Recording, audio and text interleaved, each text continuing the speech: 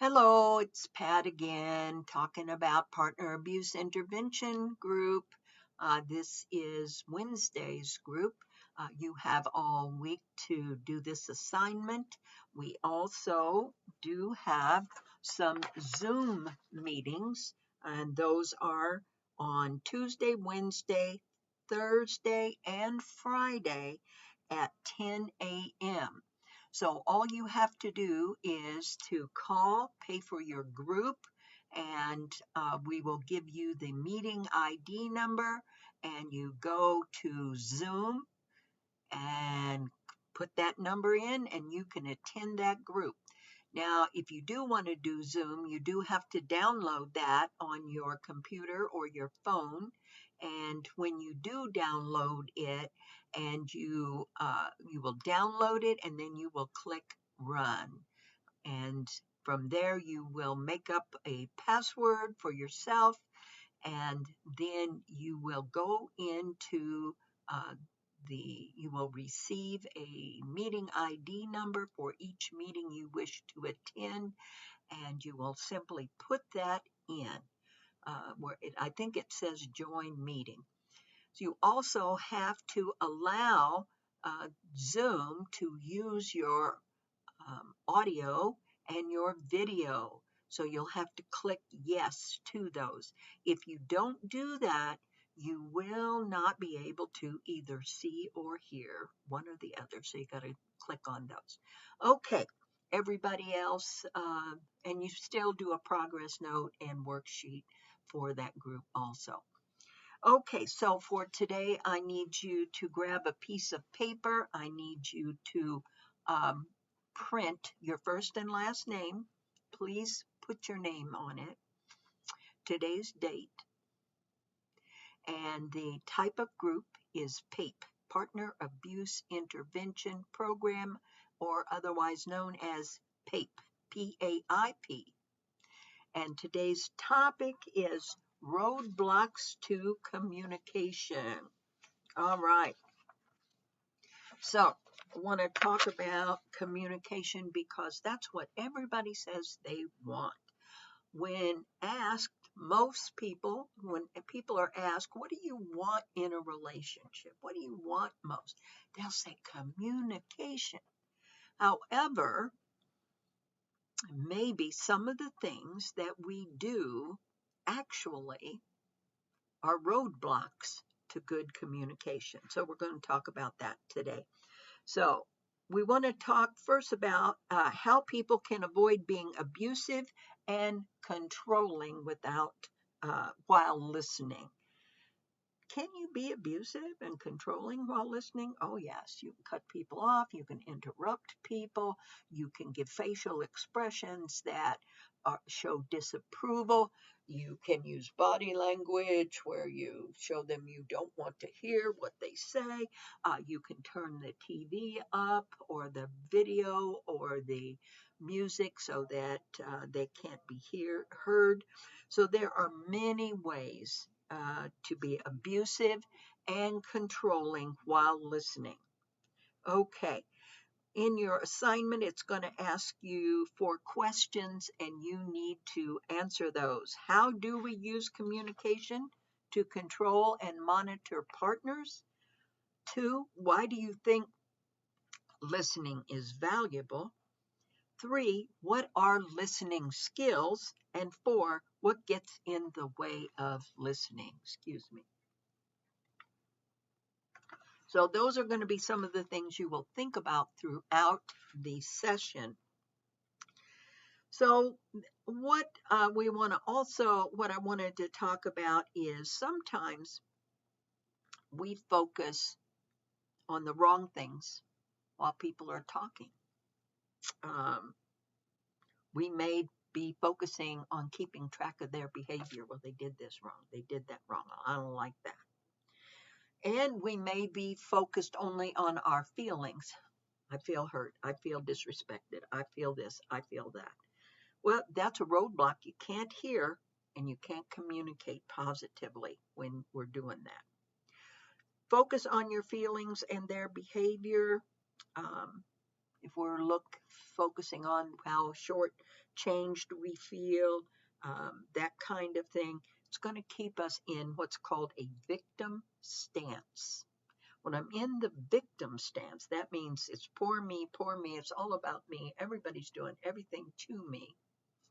And when I'm in that stance, I can't learn a thing, I can't listen open-mindedly or objectively, and my response is not going to be helpful in most cases. The next part of getting rid of roadblocks is give up account keeping. Do you keep a mental bank account about everything that they said or did that you didn't like? This causes you to have an almost ongoing, constant negative self-talk conversation about that person all the time. You're keeping track. So after a while, you develop a mean spirit and a lack of overall trust of your partner or your family members' good intentions. Here's another one.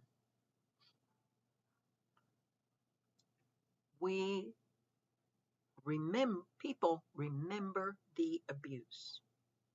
So in order to open up the roadblocks to communication, we have to accept the long-term consequences of our abuse. So if I have cussed somebody out and cut them to the core with my words, they don't forget that.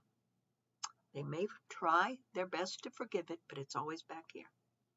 And that's going to impact and impair the relationship, and it's not going to change overnight. If I have lied to somebody, then it's the same kind of situation. That once I have lied, that trust is just not going to return quickly. If I have also if I have threatened or been violent, physically violent with someone, they may say that they forgive us, and they may, but at the same time, that never leaves. That never leaves. It's always there. So when we give them a look, when we make a certain mannerism or move, that's going to flash back in their mind. These are long-term consequences. Normal communication patterns are permanently altered. Permanently. We can't act as if it never happened because it's always going to be a part of our history with this person. And it will change our normal communication patterns. So you might say, well, why bother? I'll just give up. No, don't give up. Over time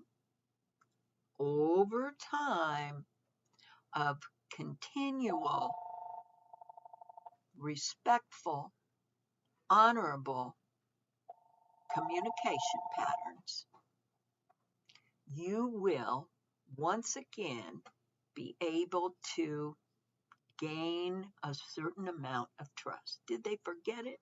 No. But they may learn to trust you in a new way. Don't expect it in a month. Don't expect it in 6 months.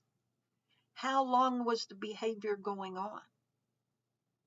If it was going on for years, it's not going to change overnight. But that is not an excuse for you to slide back into old habits. I know it's tempting to do so. I mean, we want people to say, hey, look, I made some significant changes here. We want that. And I agree. I want it too. But people don't forget that quickly. So be patient. Be kind. Do your best that you can to keep your word, to not embarrass, to not interrupt them, to not be overly opinionated when they open their mouth to say something, to not blame them for our problems. So those are some of the things that keep the roadblocks up. Now, on your assignment, there are several things listed for you to do. And some of those are to look at negative behavior that you may have had in the past, the effects that that negative behavior may have had on the partner or family member, and what is something different you're going to do, the new behavior. So I need you to fill that out. And of course, I'm going to need you to write 3 ways that you attempted to improve communication this week. And I need you to discuss that in your worksheet. I need you to try it out. Your worksheet is Group 7, Roadblocks to Communication. If you need me to get that to you, you're going to have to email me, pat@changeisAchoice.org, text me, 217-766-9132. I will send that to you, or it's going to be posted on Facebook, okay? PAPS Prevention and Treatment Services on Facebook.